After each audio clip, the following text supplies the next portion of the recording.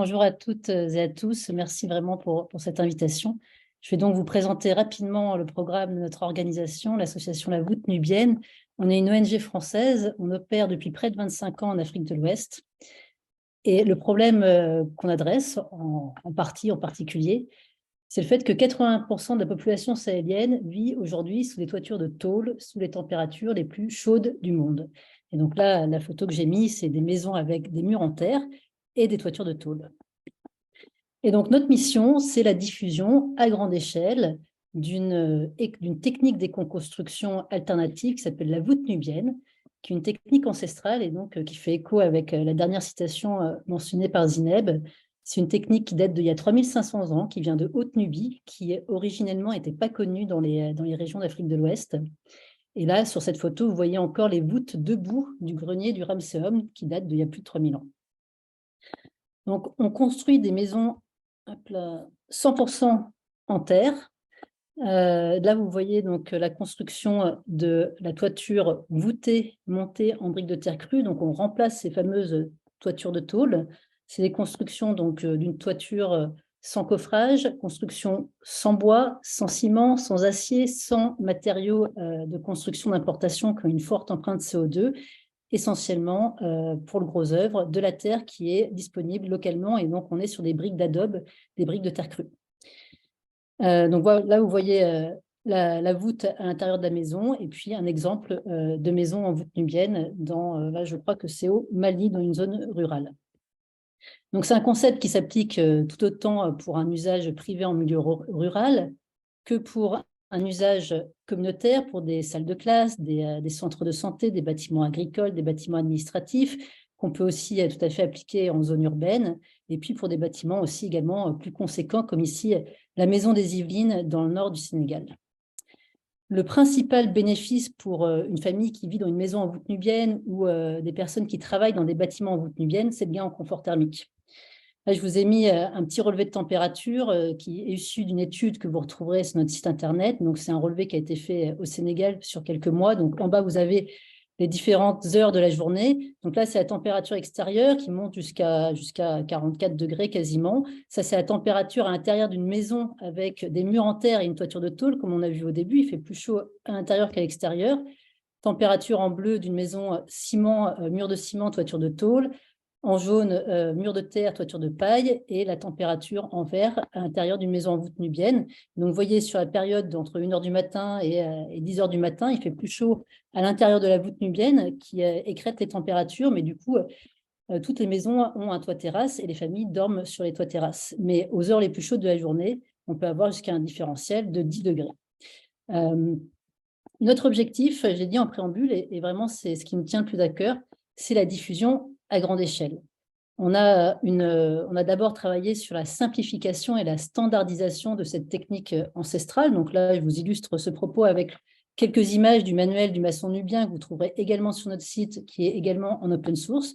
Donc l'idée, c'était de pouvoir rendre cette technique la plus appropriable par les populations locales et de pouvoir la transmettre la plus aisément. On est sur une technique frugale. Il n'y a pas besoin d'engins, d'outils particuliers, juste ce moule que vous voyez sur la photo, un seau, une brouette. On est sur vraiment de la brique de terre crue. Les familles rurales au Sahel savent toutes fabriquer ces briques de terre crue.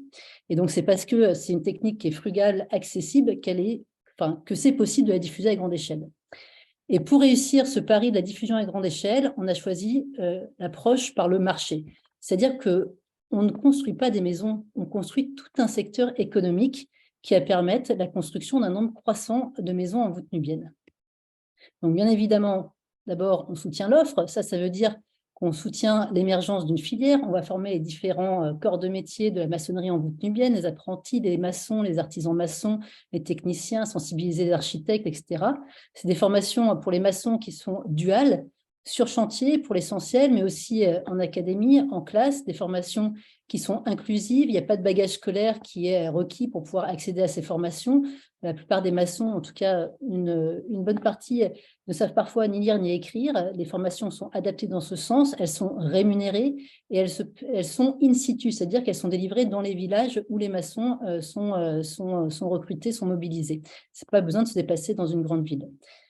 On soutient la demande, c'est-à-dire qu'on couple la formation professionnelle avec des opportunités d'emploi. On va chercher les chantiers pour pouvoir donner des jours de travail aux maçons. Donc, on va soutenir les différentes clientèles. Par exemple, là, je prends donc notre cœur de cible, c'est vraiment les familles rurales sahéliennes, parmi les communautés les plus pauvres au monde, qui vivent, comme on l'a vu au début, sous ces toitures de tôle. Quand une famille veut construire sa maison en voûte nubienne, elle apporte 75% en nature. C'est-à-dire qu'elle apporte 75% du coût de la maison en sueur. Elle va fabriquer elle-même les briques de terre crue, elle va transporter l'eau, elle va contribuer au chantier, elle va mobiliser de la main-d'œuvre non qualifiée pour aider sur le chantier. Et puis, il y a 500 € en cash à mobiliser. 500 € pour payer le salaire du maçon et de son équipe, et puis les matériaux tels que les portes, les fenêtres, la bâche d'étanchéité, la gouttière, par exemple. Et ces 500 € quand on vit avec moins de 2 $ par jour, c'est clairement un frein.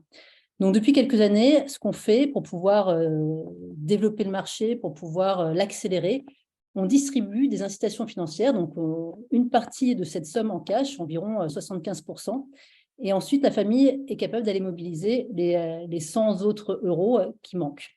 Donc ça, c'est vraiment le levier pour l'accélération du marché de la voûte nubienne.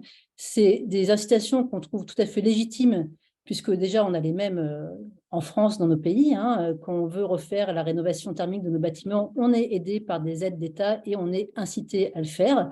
Et sachant que ces populations sont celles qui ont le moins contribué aux effets des changements climatiques et qui y sont le plus exposées.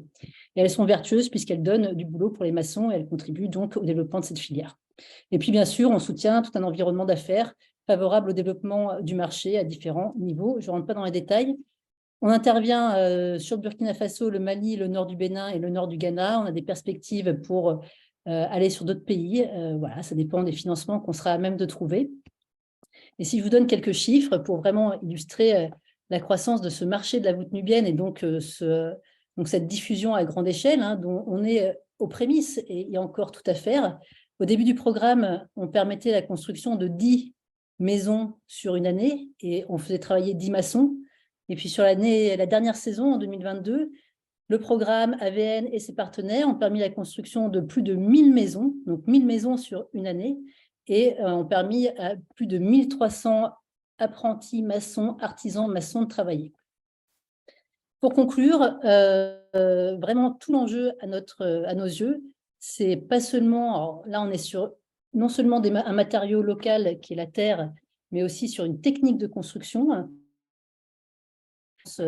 passive, thermique passive comme on l'a vu, qui est résistante aux pluies et aux vents violents et qui a de nombreux avantages, mais tout l'intérêt, c'est vraiment la diffusion à grande échelle puisqu'il y a urgence, on le sait tous, les changements climatiques s'accélèrent, ils sont déjà là dans la région du Sahel et les plus exposés sont les plus démunis.